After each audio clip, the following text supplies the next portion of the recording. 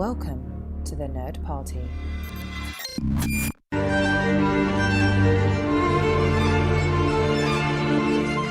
Hello and welcome to the A24 project here in the Nerd Party Network.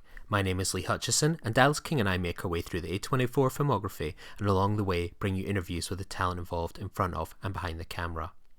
This week we're doing something a little bit different.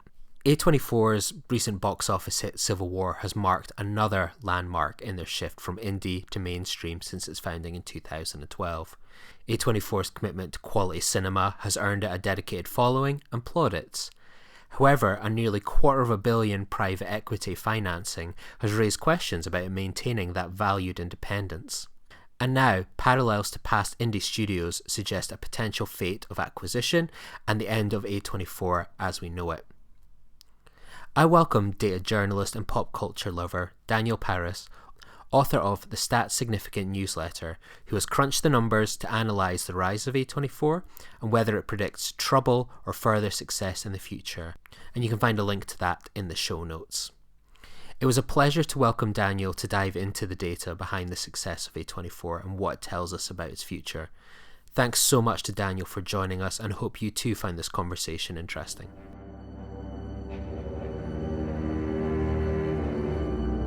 So Daniel, can you tell us a little bit about yourself?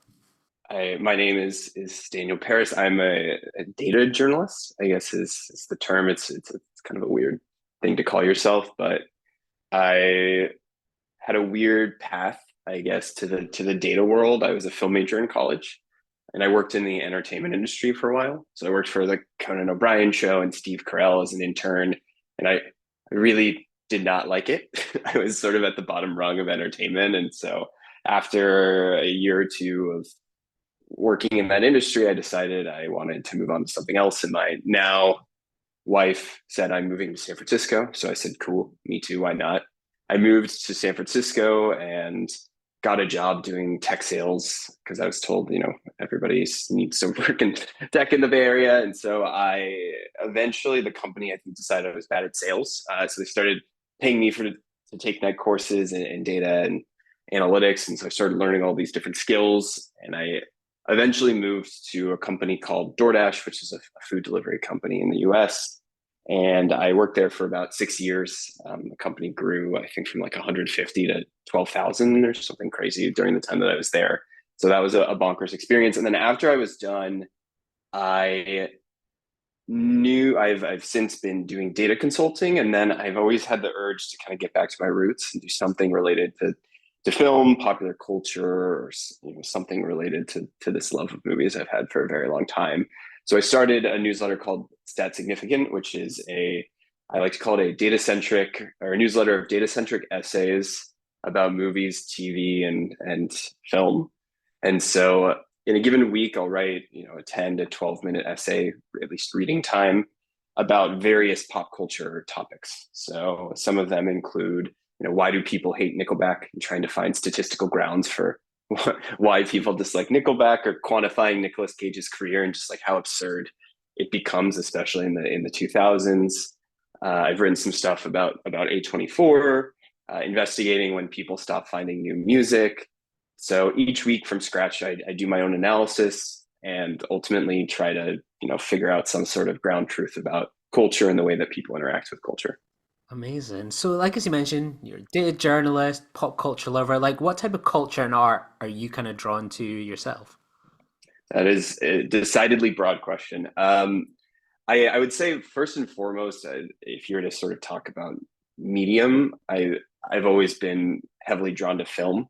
When I was a kid, I watched a special on AFI, the American Film Institute's 100 Greatest Movies, and I vowed to watch every single one. And so I printed a list and put it up on my wall, and I kept going through them. And I finally got to the end of the list, and all I had left was A Clockwork Orange and Midnight Cowboy, which are two films that are rated X.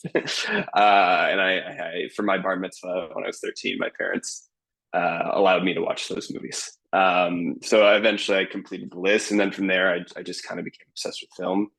As far as what type of movies, I hate to frame it like this, but I kind of like everything but horror.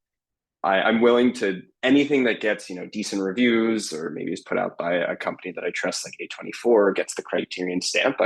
I'm willing to try that movie, but horror has never resonated for me. I wish it did because horror is one of the few genres that's really doing well in theatrical exhibition, but it's just not something that inherently appeals to me. Yeah. So like obviously the overlap between like data and pop culture, it used to really be kind of box office numbers and budgets. Now it extends to things like Rotten Tomatoes, letterbox ratings, social media engagement, and so many other metrics. Do you think that's been a positive change? Because it seems to be people will use those for their arguments in so many different ways.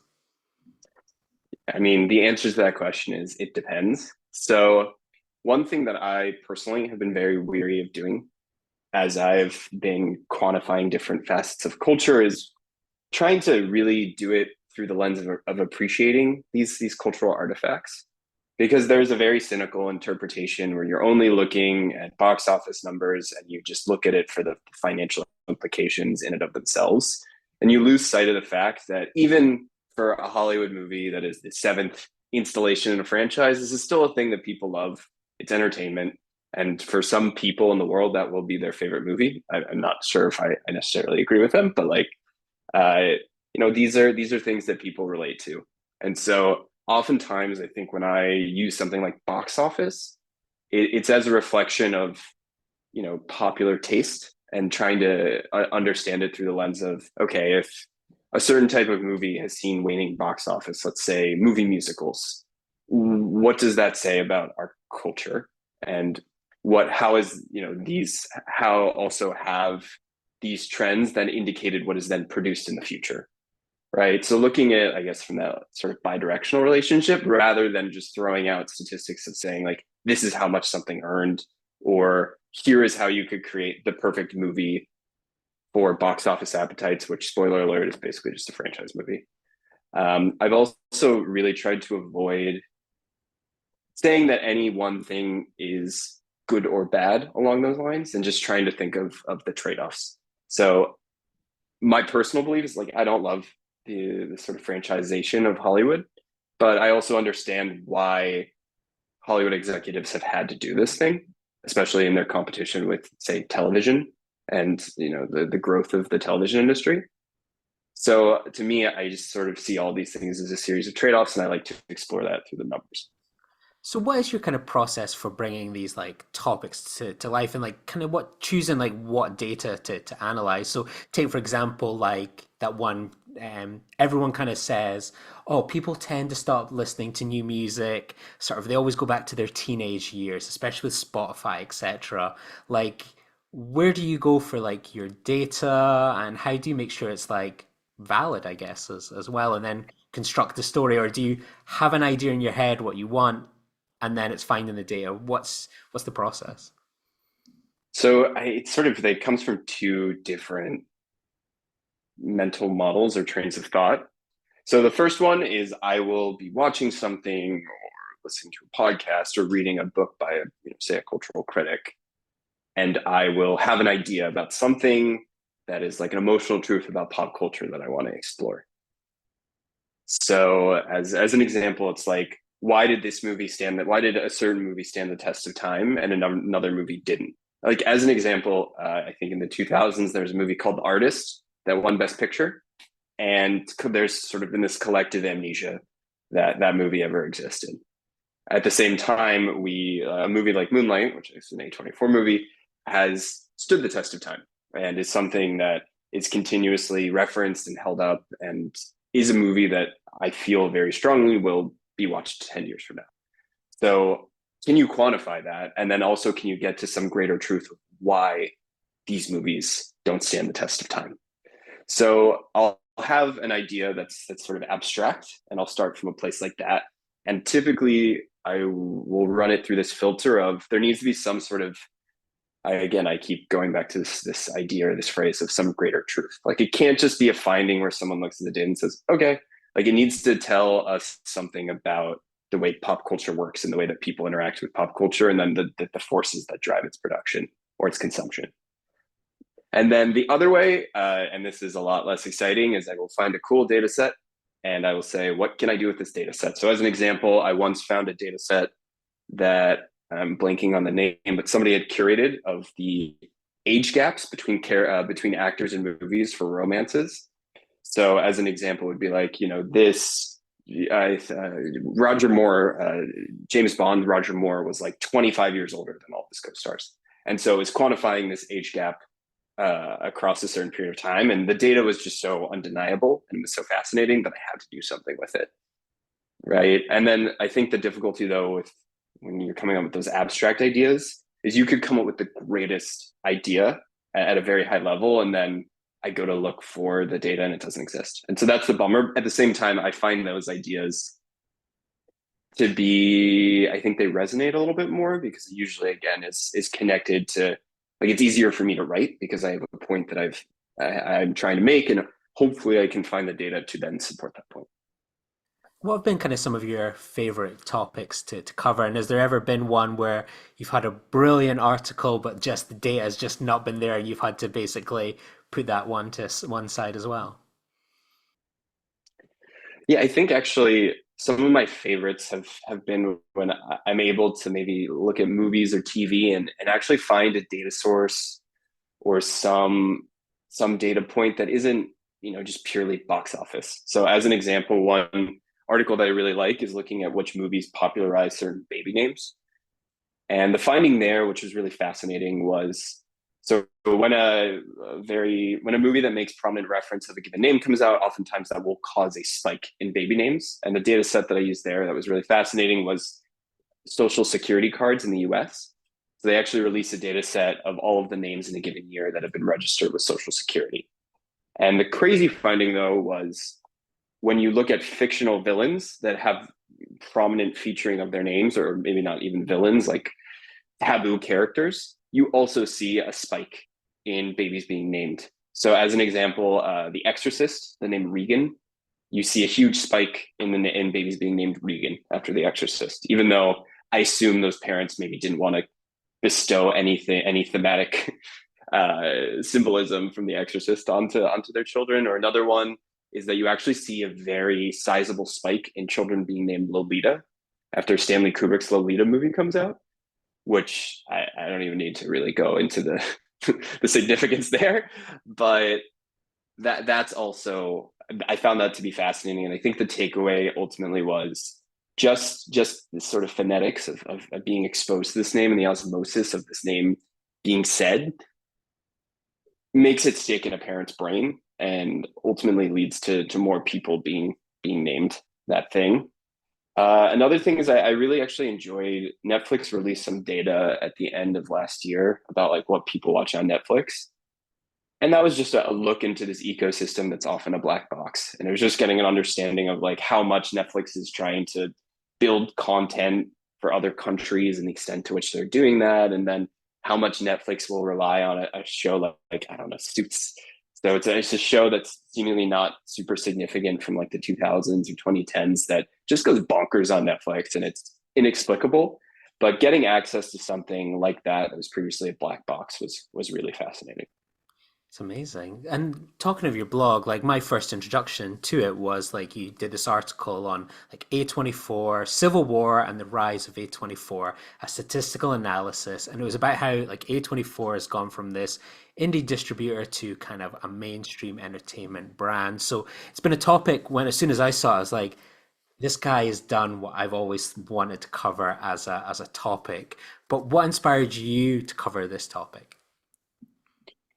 Yeah, I mean, over the last decade, I keep seeing these movies that I really like, and I just over time, and it's not so dissimilar from other people. I started seeing the same title card come up before each one of them, and it's starting to hit this critical mass where you're having all of the Oscars the last couple of years be dominated by A24 films. You're starting to see them expand into television and do so successfully with like Euphoria and The Curse. And so they're really reaching this point where they're being recognized as this brand in and of themselves. And they're no longer a cultural oddity. Like they're sort of a force to be reckoned with in the entertainment industry. And they're very much idiosyncratic relative to a lot of other production companies and entertainment. So there was that realization, but then I think it was also the idea that they're at this inflection point as a business.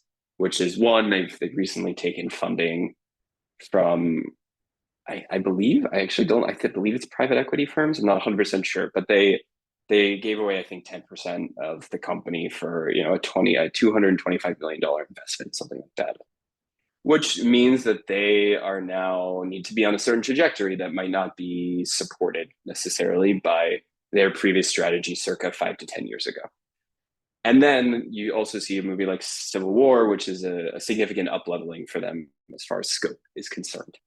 And so the idea, I think, with the article was to look at how they got to where they are, which has been this remarkable strategy, at least in today's present film landscape, but not actually something that's like so novel by Hollywood standards, at least historically. And then looking at maybe where they're going and where they could be going given previous history, and just trying to sort of gauge, okay, like what does it mean for them to make a film like Civil War, and what does that mean for the future? Yeah. Kind of, you mentioned like fundamentally at the end of the day, like 10 years ago, they were just kind of film distributors. Like it's not overly the most unique business model in the world, maybe how they approach certain things, perhaps a bit more so, and kind of always giving that kind of creative freedom to filmmakers and so on.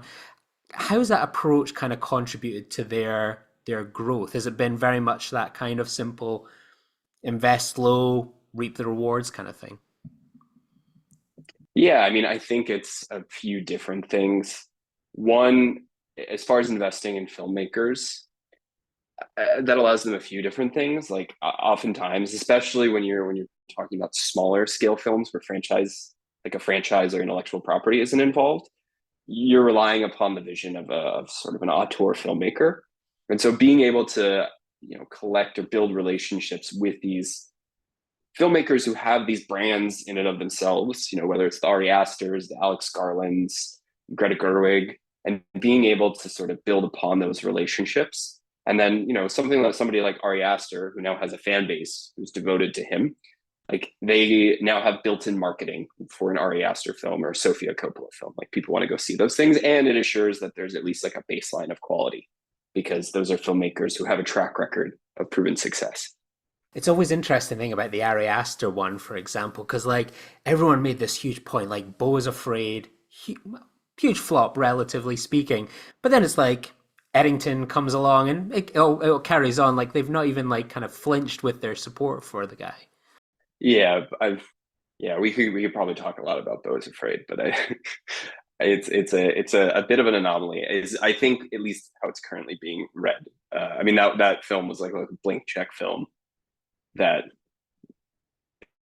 I'm not sure it was an even it was I think designed in such a way where the audiences weren't necessarily like meant to love it, so which is perplexing. But as far as I guess other facets of their strategy, so another one is smaller budgets. So it's not rocket science, but if you invest $5 million in a film, it makes $20 million. Like that's great. That's a pretty significant margin. And so you also then get the ability to diversify across different films. So if you actually look at the grosses of A24 films, there are a lot of movies that have not made very much money, which is actually surprising because what sticks out in my mind is Everything Everywhere All at Once and Moonlight and Lady Bird, these movies that crossed over into the mainstream and were films that were taken seriously by both moviegoers and the Academy. But that means though that for every five flops, they have one crossover, and that crossover, given that the film market is still relatively big, is enough to be greatly outdo the amount of money they've lost on those flops. And then I guess also because they have this growing brand equity, people are willing to then go back on streaming or on rental and investigate these A24 movies. So it's a virtuous cycle. You're so spot on, and it's something we spoke about a lot because, like, The Joy of Us, we've gone on that kind of journey from the beginning films to kind of present day. And there's so many films you look at going, I have never heard of this film in my life. And it's just one random film they picked up at some festival, dumped on a streaming platform somewhere. Like, and you look at the budget and going, how did that make any money back? And you think, well, they just paid for the distribution. But you're like, still had to make some kind of money somewhere or something. It's quite bizarre, some of these choices, but it feels like they've gone from putting out like 10, 15 a year to being a bit more curated with the releases and investments as the years have gone on. Yeah, and I think they've also moved from distributing to producing, and over time they also build up their brand as it relates to their relationship with filmmakers. If they had approached Sofia Coppola 9 years ago, they might not have had the same cachet that they have today, right? And then there's also a vision that they can pitch to these filmmakers. Hey, we're going to give you $10 million, and then you do whatever you want. And then actors are also aware that this is a sort of brand to be trusted that can give them the ability to showcase eccentric performances. And so again, it's not just their brand as it relates to consumers, but their brand as it relates to filmmakers and coveting those filmmakers and making an attractive home for these filmmakers. It's interesting the way you speak there of like that kind of thing of like, here's money, go off and do whatever you want. Like it was almost interesting at that beginning point. You had like A24 and then like they're rarely spoken about now, like Annapurna, where they had the same thing of like, hey, Paul Thomas Anderson, go do this. They would give money to these filmmakers. It was high numbers, but it was never making the money back. And obviously it was only a few years ago they seemed to kind of effectively go bust. Yeah, I've been thinking a lot about Annapurna because I do remember they went on a run where they were similar to the A24 effect, where I kept seeing the same title card in front of movies I liked. It seemed to be the case with Annapurna for a run in the 2010s. They are a bit of a different beast where so A24's funding, even from the beginning, came from investors. There's no way to launch a film production company without a lot of money. So they were always going to be driven by investors. That said, the scale of the returns that they needed to provide has changed. Annapurna, I believe, is different, where it's being funded by one person who has like a pretty significant base of capital. And so my understanding is they had a few like losses and then some other stuff happened, and that's what led to their fall, or at least their sort of recession. They're a fascinating family, aren't they? And like it's one I've wanted to almost like there'd be something interesting exploring like the Ellison family, I think, where you have like Megan Ellison on one side, launches Annapurna, gets all the, praise for like supporting indie cinema, and then you have was it like David Ellison on one side with Skydance, who look I think as of today look like they're on the cusp of like buying out Paramount. And there's such an interesting pair of journeys for a pair of siblings. I find them so fascinating. Yeah, they effectively had two different theses and Yeah. executed. And ultimately, maybe the thesis of support Tom Cruise and his Yeah. death-defying stunts was the better hypothesis.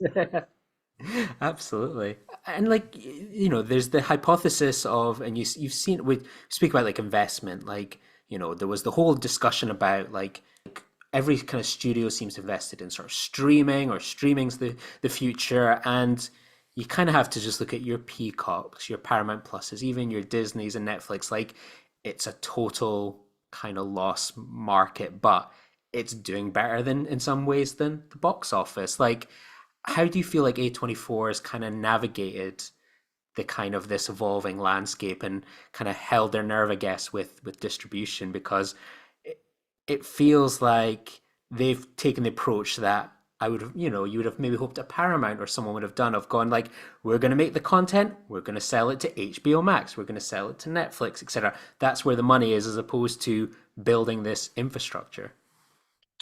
Yeah, I think it's ultimately what happened with a lot of the major Hollywood studios and these media conglomerates is that they just chased Netflix because Netflix has captured so much of I'll just call it the media industry, whether it's film and television. Where people want entertainment, it's more affordable and it's more convenient for them to just watch Netflix, and that has deflated the overall value for television, for linear television. It used to be so that's traditional television as well as movies, because people are less likely to go to movies if they can just stay at home and watch something great and only pay, I don't know, $12 a month or $5 with ads. So the idea was that there was this expanding streaming market, and that in order for these companies, these legacy media conglomerates like Paramount, to stay alive, they had no choice but to launch streaming. Like even though in hindsight, something like Peacock or Paramount Plus seems like a mistake, there really was no choice, especially because these are public companies with investors. And because if you think about the counterfactual, right? Paramount never launches Paramount Plus. They're stuck in the movie business, and then they're also stuck with, say, CBS, which is their linear television station. They're losing a ton of money on that legacy television operation. Like even though NCIS is a gigantic show, Yeah. And Star Trek's always an example as well. Like Paramount Plus is the home of Star Trek, and then Netflix, like you mentioned, Netflix Data Points. It's one of the most popular shows around the world is Star Trek, and they could have probably just coasted around on maybe some of the earnings from that, I guess. yeah, but just not enough people were watching what I guess is often referred to as linear TV. And then you also have their movie operation, and just fewer people are going to movie theaters. So there's basically this gigantic growing market that is effectively, just pulling share from these other revenue streams, these other media revenue streams. So they had no choice but to launch these streamers. At the same time, it seems like Netflix, being the first mover and having built out a considerable library, is really the only streamer, maybe with the exception of HBO Max and maybe Disney, that can stand on its own. And so you just have these companies that had no choice but to launch streaming. They fueled a lot of their spending with debt. And now they're stuck at this very weird inflection point where they probably can't spend any more money that they've borrowed because rates have gone up, but they also just have this thing that exists that they need to keep growing because they're public companies. So they're in a really difficult situation. And I think it's ultimately this Netflix effect of chasing this new streaming, golden goose. As far as how A24 fits into all of this, I do think this is just my best guess. What that A24 will probably end up doing more work in television. Uh, if they're really expected to grow into this, I believe $2.5 billion valuation that they've been given, they need to be able to consistently produce revenue at a much more significant scale. And they're probably going to do that, is my best guess, through television shows like another Euphoria or another The Curse. So being able to package these shows for a Showtime or an HBO and sell those, and that way, a lot of the money or the revenue is upfront and is sort of brought together in that like bargaining phase, as opposed to having to produce, a bunch of Civil Wars, 50 million, $100 million films that could flop. So I do think A24, again, this is my best guess, will probably do more television, especially because some of their initial forays have been quite successful. And then, yeah, I guess the other thing is, what's difficult for them is, okay, is it worth it for them to start producing a bunch of 50 or $100 million films? That's really risky for them because those are just like not regularly doing well if it's not attached to some sort of intellectual property. I've read some stuff that there is the possibility that they could get into intellectual property. I don't know what that would be. Like the hope is maybe they do something that is not just a run of the mill comic book character. Maybe they find something that's a little bit more iconoclastic, a little bit more countercultural, and they do something unique with this idea of intellectual property. So it's hard to say, but they're bumping up, especially with their film model. They're bumping up against the limits of their own formula, which is that it's hard for them to justify that $2.5 billion valuation if they're relying upon past lives and the zone of interest as their crossover hits. And both those movies, I think, made around like $40 million, which is great for A24 if they put in $5 million, but it's not great for the investors who are expecting more significant returns. You talk about things even like kind of Euphoria sets this up almost, where, they make Euphoria and then you get the Euphoria makeup set, the Euphoria fashion line, etc. Like they've really expanded out to sometimes a bit of kind of eye rolling, the kind of the merchandise. They've got like a subscription service, kind of that gets you a fanzine and a few discounts, etc. Like, how much do those like expensive candles and the services like that? that triple A24 like go towards the kind of company profits and stuff? Like, what's their thinking behind $50 candles, maybe? Yeah, I guess I've read a few profiles where they've touched on this. My understanding is that they're trying to monetize the brand in a few different ways. So, I like A24. My sister bought me an A24 shirt for Christmas. So I appreciate the brand for what it does. They understand that there are a considerable number of people like me who enjoy what they're doing. And so the fact that I guess it's just another revenue stream for them to monetize that is something before they get into maybe like franchise filmmaking. So whether it's the merchandise or the subscription service, which to be honest, I don't see a ton of value in, but if you do like it, it's good for you. Um, it's ways for people to engage with the brand and ways for them to make money off of something that is effectively free to them, right?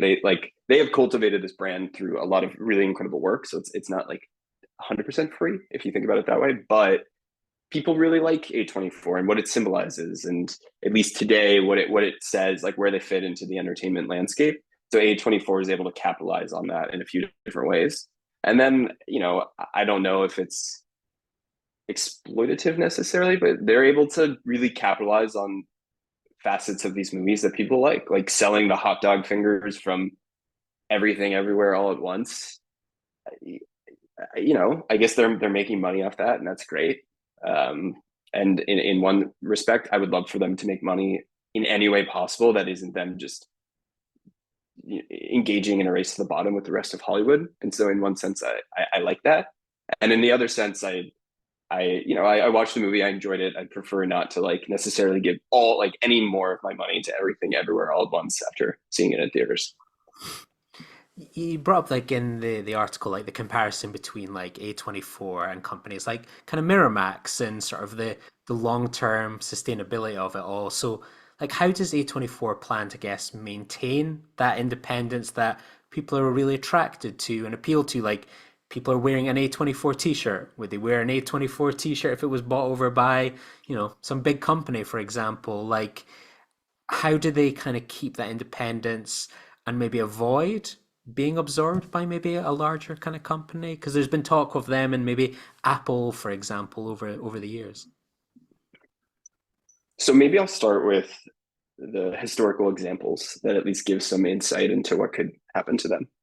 So there are effectively these two film movements that largely are within the American film industry that kind of lay a film template, I think, for A24. So the first is the 1970s and New Hollywood, where you see a bunch of smaller production companies emerge and they're supporting films like Easy Rider or The French Connection or The Conversation or American Graffiti. And so they are more artistically minded films, smaller budgets. But ultimately, what ended up happening is that these companies either went bust or they eventually just got absorbed by much larger studios. And then the other canon of these smaller production companies comes in the 1990s with this sort of like indie Hollywood revolution. The most prominent of these is Miramax. But what happened to these companies is that they also got absorbed by basically the big five Hollywood conglomerates. And so what happens is that then these companies become kind of like the indie arm of a much larger company. So Miramax becomes the indie arm of Disney. Focus Features becomes, I believe, the indie arm of Universal. And like Touchstone, I think, might be another one. But ultimately, you see that these companies get to the point where they either can't, they start to fail and they're bought at a discount, or they cash out because it's hard work to build a film production company from scratch. These companies have investors, and ultimately these investors need to see liquidity, and the only way they can see liquidity is by these companies being purchased. As far as A24 is concerned, if you're just talking purely in monetary terms, and I apologize if this gets a little cynical, their companies, or the A24 has just taken $225 million in funding, and those people expect their $225 million will grow into $1 billion. And for it to do that, they again, that can only happen, I guess, through really two different avenues. One is a public offering. So A24 would need to be so successful to the point where it becomes a public company. And it would probably be one of the few standalone media public companies that isn't absorbed by this larger apparatus of media conglomerates. Or A24 ultimately exits by being acquired. So I would like to believe that there's a world where they can maintain their independence and be a private company that isn't catering to the whims of the market. But given how much money they've raised, there's really no other option but for them to eventually be acquired. And I don't say that as someone who like doesn't want to believe that they can maintain their independence. I just think financially speaking, it has to go that direction. Yeah.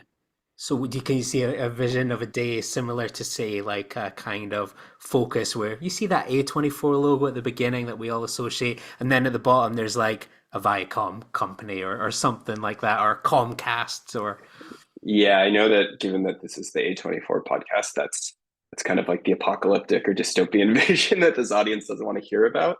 I could see a best case scenario where they get acquired by Apple and Apple's like, just go do whatever you want. Like Apple seems pretty hands off with their content strategy in the sense that they let the creators do their thing. But yes, I think ultimately, I imagine that if someone's buying A24, a huge component of this purchase is the brand, and they might not sell it with the subtitle that says an Apple company or a Paramount company, right? They're going to let people or lead people to believe that its own standalone thing, and they'll use the brand value for what it's worth.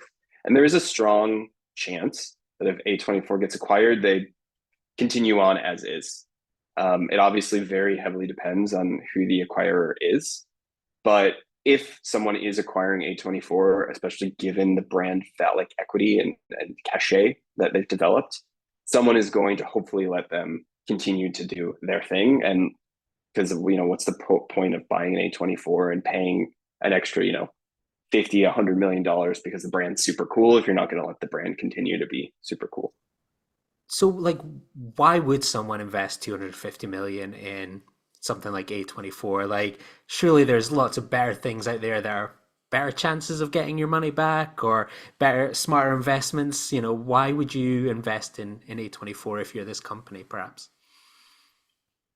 I mean, why? I don't know, why does people invest in anything? I mean, the only real answer there is that I think A24 is valued at $2.5 billion, and the people who invested think that A24 is going to be valued at $20 billion, which means that their 225 million becomes 2.5 billion, and those people make a lot of money.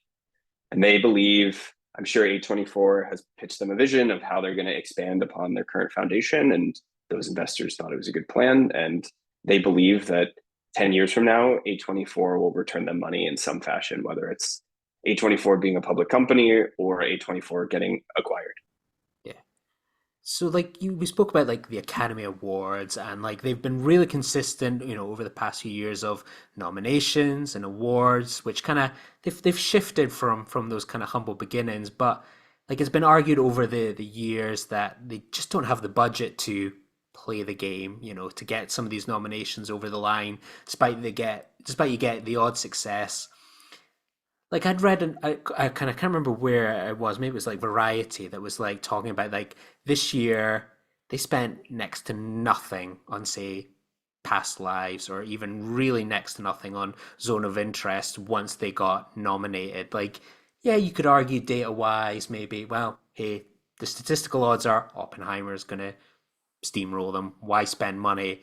And actually, the real success is Zone of Interest gets nominated. Hey, we've been slowly dropping into the box office. Now you can go see this nominated film. Past Lives, it's not going to win, but you know what? We've made our money off kind of being able to put the Oscars on it.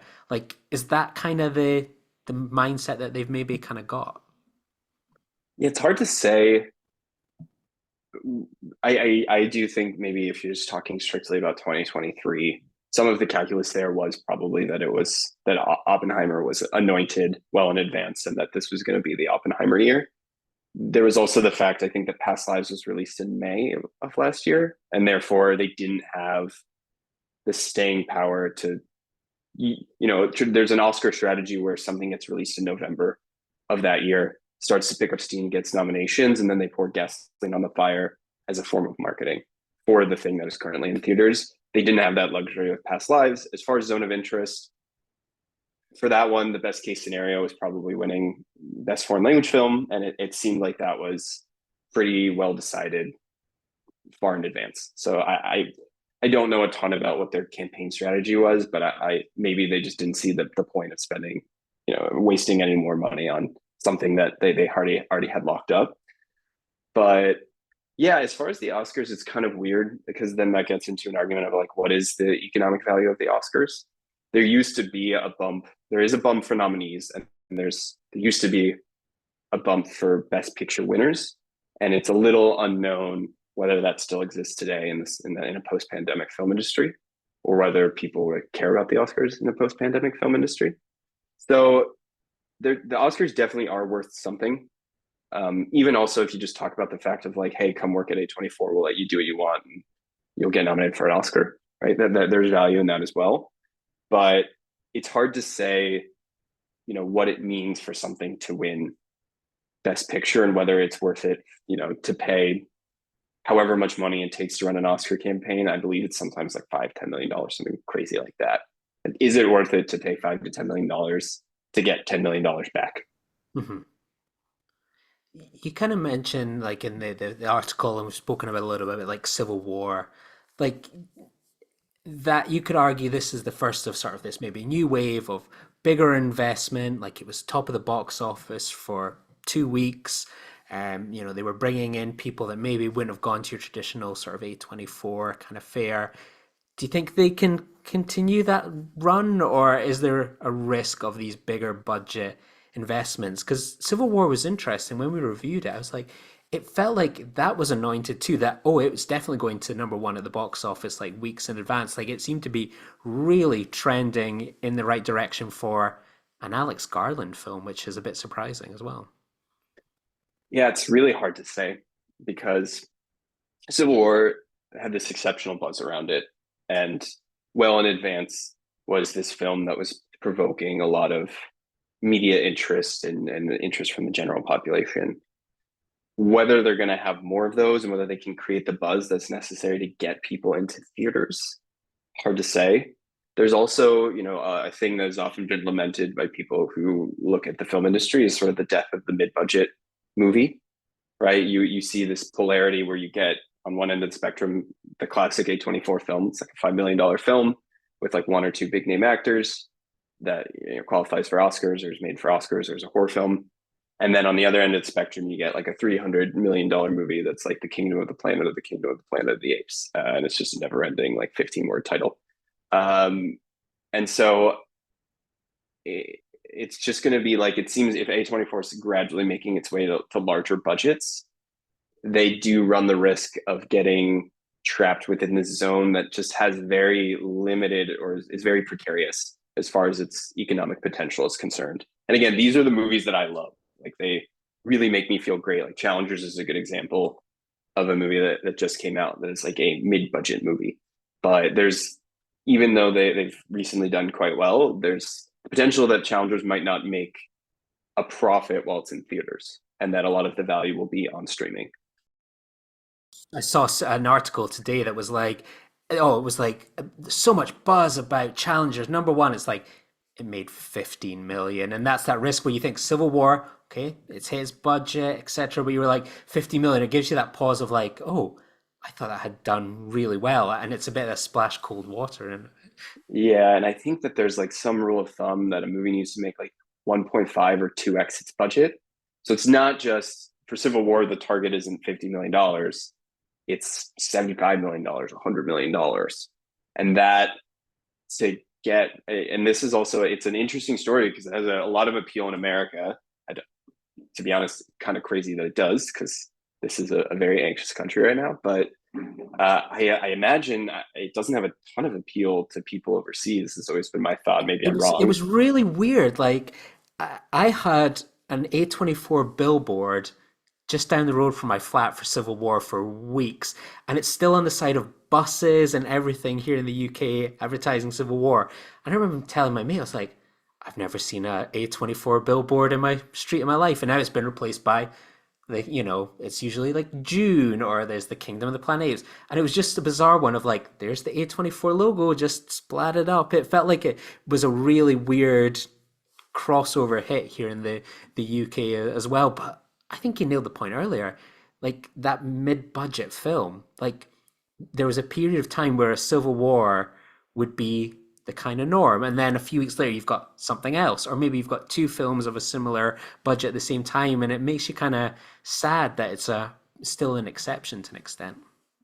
Yeah, and a lot of box office success nowadays relies upon attracting non-American viewers. What I guess is often referred to as international markets. And so the reason why franchise filmmaking has done so well, especially like action heavy, is one, people worldwide are familiar with the intellectual property that's being used. And then two, a movie like Fast and the Furious doesn't need to be understood, intellectually, right? So anybody across the world can watch cars go fast. Whereas if you're talking about a nuanced movie about American dysfunction and what it means to be a war journalist, and the animosity and discord that can break out in a country when there's civil war, and the atrocities that can be committed, and everything, that all the commentary that's trying to be embedded within that's not necessarily something that's going to crush it in China. Whereas like, the fifth Transformers movie is always going to do well overseas. And so that's a really difficult proposition for A24 as well. And like Challengers, to your point, actually ended up making, I think, $9 million internationally.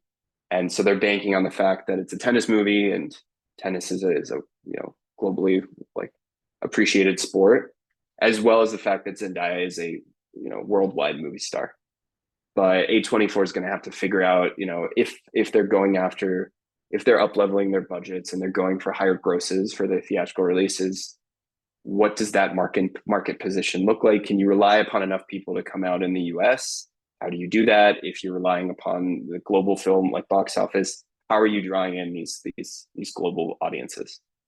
I saw it like a thing where there was talk of civil war, of like, oh, it's appealing to red state dads. Like a red state dad, for example, is not going to Past Lives, for example, or Under the Skin or something like that. And that there was branching into that kind of some targeted advertisement there. And I wonder about that, and maybe it's something that you might know or have a theory on. But like, A24 talks about these like kind of champion diverse voices and perspectives, but is it always fundamentally, whether it's a kind of um, whoever's behind the camera, is it always still people like me and you that's going along to see these films, or are they actually bringing in diverse audiences along to these kind of screenings as well?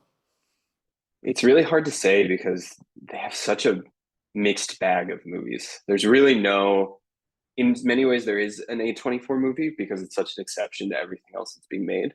But in another sense, there's really no one A24 movie. Civil War is very much an exception, where Alex Garland wrote a script about something that I think anybody in America would be extremely freaked out to write a script about, and then executed on it to the best of their ability. Like it was the best case scenario for a movie called Civil War. But then like when you compare that to say The Zone of Interest, which is a movie about the Holocaust that is like entirely devoid of entertainment value, that is shot in a verite style, and then you compare that to Past Lives, which is like a romantic drama that is about fate and destiny, and then you compare that to Everything Everywhere All at Once, which is this zany comedy about the metaverse. Like they're so different, and so I really think it. They obviously do have an eye towards diversity, and I think that really just is like they trust, at least today, their strategy is they trust certain filmmakers, and those filmmakers may be across a diverse set of backgrounds, but I think it ultimately for them really just comes down to, we invest in this person and their vision. And so that's also why so many of their films and their bigger films have been repeat collaborations, right? Like another collaboration with Ari Aster, another collaboration with Alex Garland, another collaboration with Mike Mills, I think his name is, another collaboration with the Daniels, right? I mean, it's wild that they doubled down on the Daniels. Or well, one, the movie Swiss Army Man is just bonkers. And then they doubled down on their partnership with the Daniels, which is great, and it gave us everything everywhere all at once. And they were able to bring in a different perspective, and you're able to see like a different demographic that isn't often portrayed in films. Um, I've talked about it once before, like in between like everything everywhere all at once. And Swiss Army Man was like I don't know if you've seen this film like they did with A24, The Death of Dick Long. yeah, Like no one has. Like it came and gone, and it's a bizarre little film that they did where I think it's just one of the Daniels was involved in it. And it's a film about like a couple of guys and one of them dies, and what happened is that like a horse fucked him. And it's one of those things you kind of go, oh, okay, like this film never really had much of an audience. But see, when we look at like our download numbers, like that's one of the highest ever is like our interviews with people that starred in it, some people that kind of like our review of it. And it's like this weird film has an audience in there. I'm seeing it in the data, but I don't know how they found this film or why that's more popular than Ladybird, for example, or maybe some of our downloads. It's so fascinating data sometimes. You can really get your head into it. yeah. Well, you might also be one of the few people covering it. Um, that might be the thing that gives you the high numbers. Yeah, I mean, I was watching Under the Silver Lake, which is just a so far great movie. I actually haven't finished it, but it's such a weird movie, and I of course it didn't do super well in theaters. This is a crazy movie. Yeah, they torpedoed Uh, it. Like they showed it Cannes, and they were like, "Oh, we can't release this." Like, and it was weird. Of like, why is this film like that's so bad that A24 feel like they can't release it? And then it kind of got like some little screenings. I was lucky enough to see it in a cinema in the UK, and you were like, and it feels like that's another one that people they've had very few mishits when it comes to like being on the pulse of things. But I think they really dropped the ball on that one because like people seem to find it and love it and talk about it. yeah, I mean that's also an interesting one. Is like how do you create a business model if a lot of your movies are cult movies, right? And it gets into it used to be, as an example, Fight Club is a really great example where Fight Club actually did terribly in movie theaters, but was profitable like a week or a month into its DVD release, right? They were able to they were able to make so much money in the secondary market being DVDs, Blu-rays, that you had two opportunities to sell a film to people, and sometimes you actually made more money selling the DVD than you did selling the theater ticket. But at the same time, so Under the Silver Lake, I think, to my understanding, is like a cult hit, right? People just keep finding it on Letterboxd. It's now on HBO Max, and they're like, "What is this weird movie?" And it's a movie that makes a lot more sense to watch at home, late at night when you're like, "This is a weird world that we live in, and this movie is a reflection of that." Versus going to a theater and spending $22 to see just a really bizarre movie that is extremely difficult to market is the other thing because it's kind of this wide ranging discursive movie that has a bunch of different tangents. And it's like how do you sell that in a 2-minute trailer? It's extremely difficult. And there's another era where A24 is more popular for like its DVDs than it is like its film releases. Like A24 exists 15 years earlier. Like DVDs of Under the Skin or Under the Silver Lake, etc., are going to be on shelves and then picked up in discount bins, etc. Like I think it was Matt Damon or something. I remembered him a few years ago that someone asked him, what was the death of these mid-budget films? And he's like, the DVD market being blown away and all that sort of stuff because that's where people would find it, trade it, and now you kind of have to rely on something being on a streaming service for a while, or oh, go rent it on iTunes. Oh, who rents on iTunes half the time? Yeah, and that's a huge thing. I mean, even if you talk about this older class of independent companies like Miramax and Harvey Weinstein, a huge focus of their operation was what movies are going to do well in the secondary market. And the unfortunate strategy that Harvey Weinstein took, because he's a bad person, is that he, I think, wanted to insert a lot of like sex and violence into the movie so that people would want to find it after the fact once it had exited theaters. But I do think there's this sort of buzz when you talk about the fact that A24 is also, I imagine that there's a heavy intersection in the Venn diagram between Letterboxd users and people who really like A24. And so you have the fact that, like, yeah, it's really easy to discover these movies once they've come out. And I guess a huge part of their strategy moving forward too is how do they monetize these streaming rights? I know they recently cut a deal with HBO Max. I know that HBO Max is prominently featuring their branding, and I have to imagine that I guess HBO Max doesn't exist, so Max, but I imagine Max, which is the streaming arm of Time Warner Discovery. I don't know anymore. It's just a giant media conglomerate. Either way, they probably paid a decent amount of money for those A24 for A24 exclusivity. And so that's, if A24 can monetize those licensing rights, that's huge.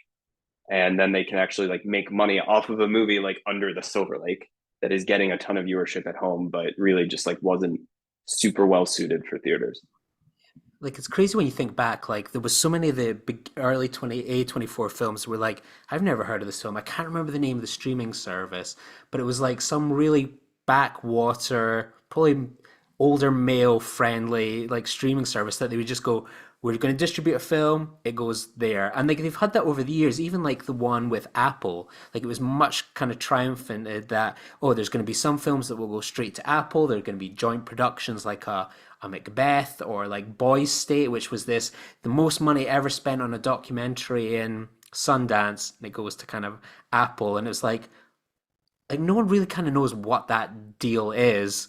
And then there was stuff with Showtime and HBO Max, and you kind of lose track of like what are all these deals, how long do they kind of work, and they're almost the opposite of some of these kind of Paramounts again, for example, of like when do the rights end on Star Trek so we can pull them all into our own kind of services. They seem to be really going, selling to these places. Yeah, so I mean, there's this huge dance between exclusivity for the streamers and then monetizing their content. So one big thing that happened at the beginning of the so-called streaming wars is that Disney and Bob Iger, I think, took all of the Disney properties off of other streaming services. And so that led this ripple effect where all of the other companies took their money off of streaming services, but to the point of the Matt Dillon, or not Matt Dillon, Matt Damon quote, and the collapse of the DVD market, like that's the secondary market. And so for Disney, maybe it worked for them for a time because they were launching Disney Plus to not have Snow White be on Netflix. But for a company like Paramount or a company like Peacock, which is Universal, you make a lot of money by licensing your content to Netflix, and you've since seen content starting to return, and that actually is a huge amount of money that is like that floats around the entertainment industry as things being licensed.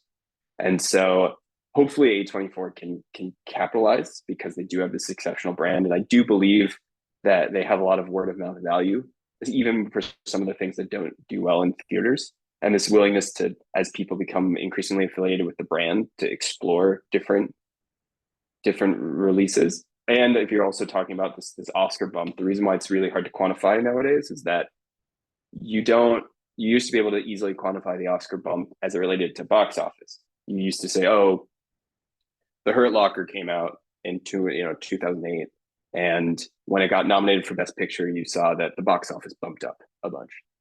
But now you just don't know. But there probably is a streaming bump, and that is worth it for someone like Max, right? Because there are people who say, oh, this is a good movie, got nominated for an Oscar or won the Oscar. I want to watch it. And that's valuable to streaming customers and maybe justifies them paying, $12.99 for another month. Talking of capitalizing, like a bunch of those studios that we named earlier, Touchstone, like Fox Searchlight, just to name but a few. I don't really remember half the time that I used to see Fox Searchlight every winter season when we're getting ready for the Oscars. It feels like it's gone, and you know, A24 and Neon kind of like capitalizing on a gap of people, like again, maybe similar to me and you, that want these original films, and we're like an audience that's like craving this sort of stuff, and they're more than happy to kind of satisfy those needs because no one else is competing with them for perhaps the same kind of interested kind of film fan and so on. Like me and you, like we'll see that, but we'll probably go see the new Marvel film as well. But we really want to be satisfied in multiple ways. Yeah, I mean, it comes down to two things. One, they're obviously finding a niche within the film market, which is certain filmmakers that aren't being supported and certain audience members that aren't being catered to. And they've done a really good job of in working within that niche, at least to date, right? That's one. The other, and this is again like the unfortunate cynical interpretation. I want to be clear that I do like love movies and I love A24, and one of the benefits that they have is that they're earlier in their lifespan, right? Like a thought experiment was, Paramount or Warner Brothers is almost a 100-year-old company.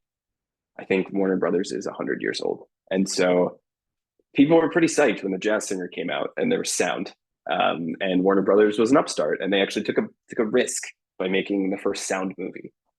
And so that at the time was novel, and they were breaking ground on an entirely new class of movie, and they were seen as renegades, right? And now, if you look at Warner Brothers 100 years later, they are run by David Zaslav, and they're part of this giant conglomerate.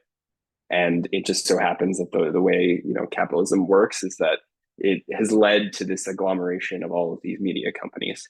And so A24 is 10 years old, and they've done a really good job of operating within this niche, but it's just really hard to see them being, at least in their current iteration, 20, 30 years from now, especially given the long history of films that have tried this model before, have succeeded for some amount of time, and have ultimately exited with a glorious payday, which is great for investors, or have sort of fizzled out. You talked about it in your article, kind of finally, like A24 is doing God's work by kind of some of the enthusiasts. Like, how does A24 view itself and so on? Like, we kind of get like hints in like their social media, etc. But how do you think they kind of view themselves? So again, the God's work thing, I was quoting somebody else that I actually just overheard at a food hall.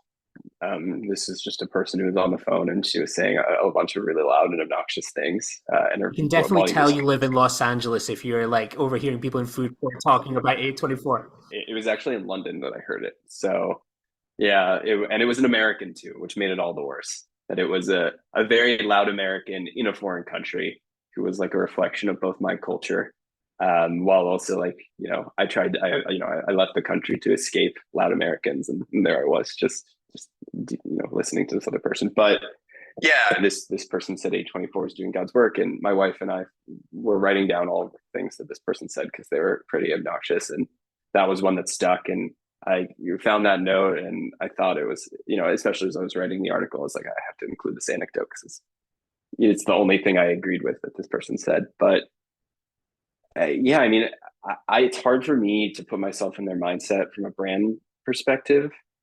I think the idea, though, is, in many ways, A24 operates and runs itself like a fashion brand, which is understanding the value of, this intangible value of brand, and the way that people interact with brands and trust brands and how that works in the digital age. This is the sort of stuff that just isn't in my wheelhouse to talk about, but I can see the way that they've done it. But there is value to people really just liking the thing that you produce, and obviously that goes across a lot of different industries, and there isn't a ton of trust or that direct relationship within the media industry.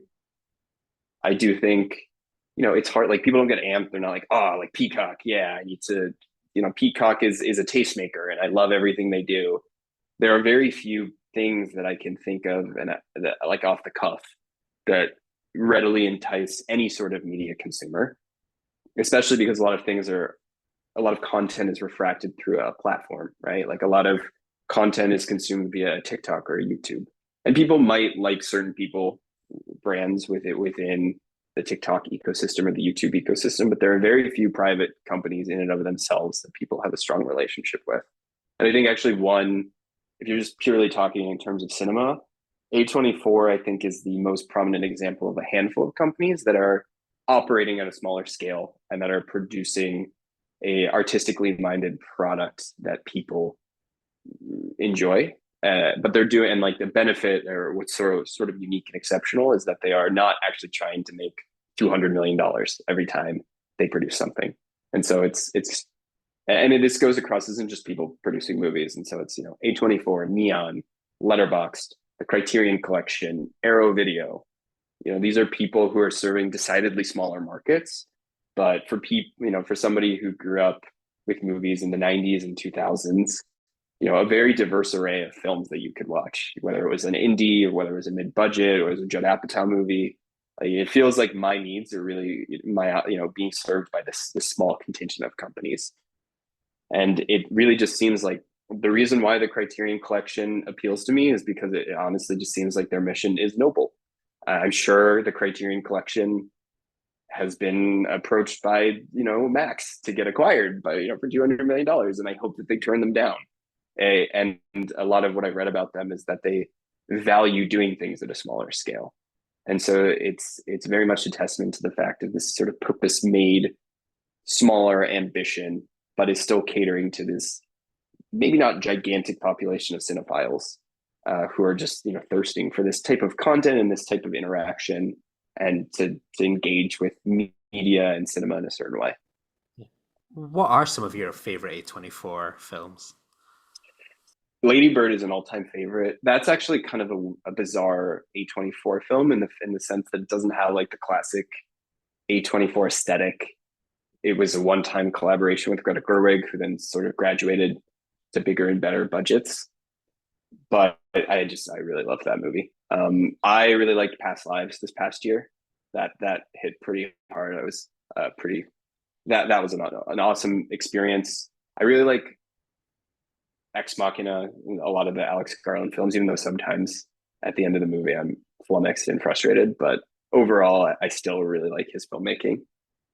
And Zone of Interest, I thought, given, there is a long and unfortunate subgenre of Holocaust films, right? It's a horrific historic event that's been depicted in film quite often. I had never seen anything like that. A movie that was so like devoid of producing entertainment value, that was just so effective in what it did and was such like felt like a realistic depiction of how that life was.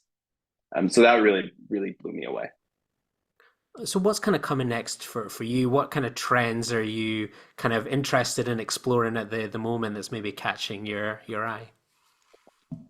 It's hard to say. I mean, I very much operate for the newsletter. I operate on a week-to-week basis, and for better or for worse, I largely write about what I'm interested in that week. Better for me because then I write about what I'm interested in that week, and then worse if you're a reader, and I'm doing a great job of selling the newsletter, but worse if you're a reader because one week I could be writing about like which songs stand the test of time, and the next week I could be writing about how our attention spans have fallen over time. It's all obviously within this general domain of culture. And so it's typically about media and popular culture. And so, there is at least there is some field of focus. At the same time, I don't have any one like fixed thing that I'm focusing on. And where can people find your blog and so on? As I say, my first introduction was a few weeks ago, but I really enjoyed diving into it since. But where can people check out or subscribe? Yeah, so the name is Stat Significant. Honestly, the best advice I can give is if you just Google Stat Significant newsletter, or you go to statsignificant.com, you should be able to find it. Perfect. Well, thank you so much for joining us, Daniel. It's been a real pleasure to dive into this topic with you. Awesome. Thank you.